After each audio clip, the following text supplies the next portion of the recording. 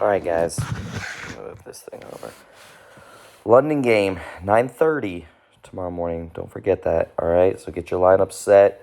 Hopefully you've got them set. This is week 4. All right. And this isn't a projection video. I'm not gonna predict winners. No, that's what it is. I can't believe I went 7-0. I had no idea until I started well, let me go back and see who I predicted to win. And I was like, oh crap, wow. That's a first. Gosh, it's been a while since I had one of those weeks. So this will be a projection video, but let's hope for 4-3. All right, let's get into it. Patty versus Matt Starr. Khalil versus Goddard. 3-0 versus 0-3. The new champ, Goddard, two-time champ against what used to be a two-time champ, not 2 in a row, but used to be the staple at the top of the leaderboard. Here he is again. The champ, though, is sitting in second to last. Don't worry, Bradley, you're still holding down last place. Good for you. Patty's on top, first place. Tied for first, most points, so he's sitting at numero uno. Is that how this ends? I love Burrow against Tennessee secondary, pretty weak secondary. He's off the injury report, but last week he didn't even move in the pocket, really. They really just designed for him to stay in there. That led to a lot of just, hey, I'm going to hit Chase, I'm going to hit Chase, I'm going to hit Chase. So I don't know what's going to do this week, but I do like Burrow. Running back edge to Matt. Also, obviously, Monty already dominated, so, Monty's going to outscore both of Patty's combined. Wide receiver battle. As I wrote it, I was thinking this is going to be epic. Now it's it just could be epic because Brian Hoyer's in for Jimmy Garoppolo. So I don't know about Devontae Adams, but St. Brown and Keenan Allen, and against Adams and Diggs. I have a fit Allen, Adams, and Diggs could all put up more points than St. Brown did, and he got 14. But it looks like Max Crosby's been questionable. It looks like he's going to play. But my thing with that is Chargers are not running the ball; they're throwing the ball. So unless Crosby's getting sacks or I don't even know. It may be he may wreak havoc, but I don't know if he's going to get the stats. So be interesting. But I do think Matt takes the win in this one. Next we've got Bradley against Team Schneider. Schneider, change your name, or I'm going to request another 50 from you in Venmo, man. Team Schneider, come on. 0 points for credibility or for originality. Although, gosh, with how badly Bradley's team's been, 0 points actually probably sounds pretty good to him. He'd probably love to get that many. Maybe if I give you I give you negative points this week if you don't change your name. That might give Bradley a chance. All right. Well, Stroud's been pretty fire, and I think he'll do well. Should be able to keep pace with Love. Bradley is chasing Devon H. And dude, the guy, you don't get the points. You don't get his points from last week. Is Salvin Ahmed back? If he is, A-Chain's third string. And then next week he'll be fourth string with Jeff Wilson Jr. Anyways, he's got no other options, I guess. So good for him. But, sorry, I'm catching this LSU Ole Miss game. Dang. Where was I? You know what? Schneider's running backs, not much better. Pirine as a starter. Yikes. But I still give him the edge. And like I said, I do love Chase this week. I do think F1 should be solid too. Game script should be in Washington's favor to be throwing the ball. So that should be good. And I do love Hawk this week. I also think that Puka's got a good chance at having a good game this week as well against Indy's coverage.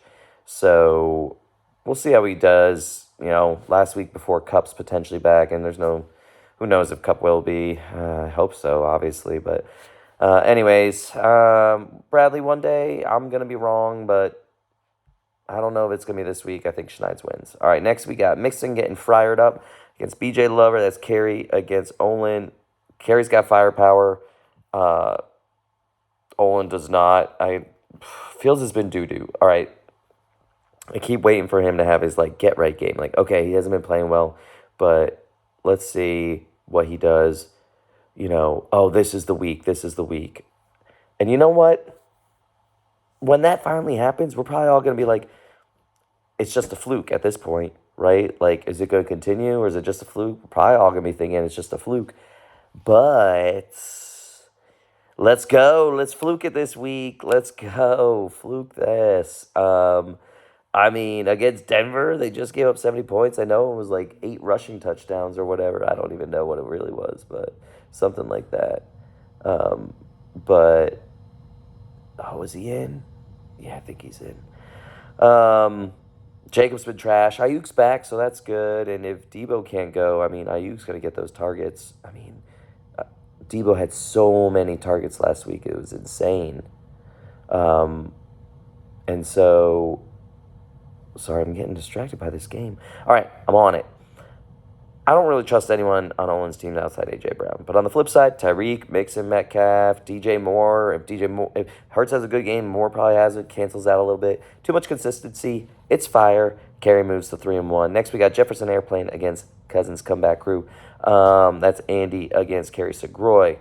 Big time weeks coming out of Josh Allen this week. Kirk Cousins got a good feeling about him. But Allen, I just think he goes wild. I feel it. Love Allen this week. I'm probably going to use him in DFS. Sorry, Andy, if that jinxes you. Walker and Connor over ETN and Brightwell. That's easy. Waddle, Jefferson.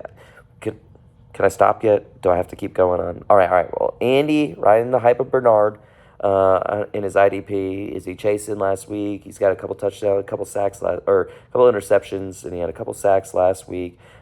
Time will tell. Doesn't matter. This is easy. And he gets back to 500. He'll be 2-2 after this week. Henry Ford against team @ $, $. That is Lairman versus Jerman. Jerman sitting at 3-0. Looking to stay that way, but the Jalopy has other plans. Henry's getting old. It's kind of showing this year. Brees isn't getting the touches he should. Addison's been a dart throw. You can't deny it. Just gotten some fluke long touchdowns. I said it last week, and then he did nothing this week.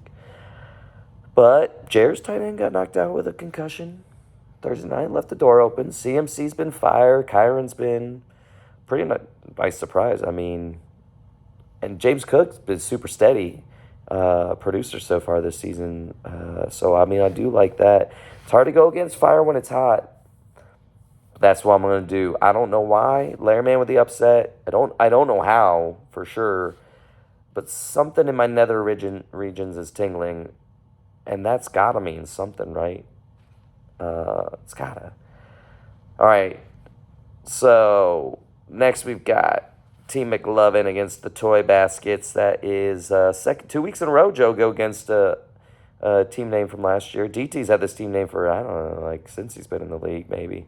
But anyways, against the OG namesake, love the QB battles. Herbert against Mahomes. I do love Herbert this week. Their defense is so terrible, they're just going to have to keep throwing it. And they've only been throwing the ball. I mean, every week I start Josh Kelly in DFS, and he's garbage. And I'm going to do it again this week because Eckler's out. But I'm sure he's going to be garbage also because they're just going to throw the ball. Actually, I think I had Herbert in.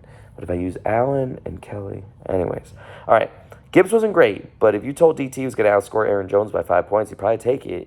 He'd probably live with it. So look at it that way. And I definitely don't believe in, like, this Mostert hype. Like, yes, he's been crushing it. All right. He does well if he's on the field. The issue is, like, can he stay healthy? He's had, like, one season where he's played 16 games. So everything else has been, like, 7, 9, 11, whatever. So I just can't. And then with DT, there's going to be any week to get it for Jaylen Warren. It's this week against Houston. Houston with a bad rush defense. I am concerned a little bit with Nico Collins with the emergence of Tank Dell and Robert Woods always being that go-to catch guy. But having said that, with only 3 targets last week, maybe that's just a one-off and we get a bounce back. Kelsey, trying to counsel us some Mahomes. I like it. But here's, Micah Parsons against New England. You're like, okay, this guy's going to ruin Mac Jones' life. But guess what? Bill Belichick always takes, like, big players out of the game. He might do that with Micah Parsons. I don't know. He's a mastermind. This is a tough one. Kiss of death, but give me DT. Last but not least, Lawrence of a Ridley versus I just got mossed. I don't really know. That's what I changed my team. Tom's 3-0. My team's crap, but I do like this week, and I love this to be the matchup of the week. Dubs sitting on my bench hurts, especially when I feel like I wasn't too excited about starting Brian Robinson Jr. or Najee Harris for that matter because of the matchup for Brian Robinson Jr. But against Philly, which we'll talk about here in a second. But I don't know. I was just like, he's been fire. I can't just bench him. Got to run with him. So it won't matter that Dubs is on my bench. I'm either going to get crushed and blown out, or I'm going to crush and blow out. That's just the way I see it. I'm either going to have lost by 2 p.m. or I'm going to have won by then. I've got Lawrence and Ridley in another league that I'm 0-3 in. So if they go off in London, then at least I'll know before the 1 o'clock games. And at least I might stand a chance in that other league unless the rest of my team shits the bed like they have. But anyways, love Bijan. Love Debo if he plays. On my flip side, like I said, Brian Robinson Jr. with tough matchup against Philly. Najee's been terrible. Moss is in a good spot, and I do like Cooper and Evans, but I mean, Evans has been so hot. Like, he always has that game, especially against Marshawn Lattimore. He always has. It's like, I was telling Tom, it's either 2 for 20 or like he's just ejected at some point. It's like a lose-lose. But if Debo's out, obviously I said Ayuk's going to be good, but I also like Kittle for that reason. He always tears up Arizona. And Najee needs to do something this week, otherwise he's benched and he's out of my lineup. But I think Tom gets the edge because he's got Justin Tucker. If you got Justin Tucker on your team, then you're fire. So Tom will remain the lone unbeaten if you've been following my projections. And hopefully after this loss, I get Cooper Kupp back and I can make any kind of push over the next 6 weeks to be in the hunt. All right. Long video this week. Y'all enjoy. Later.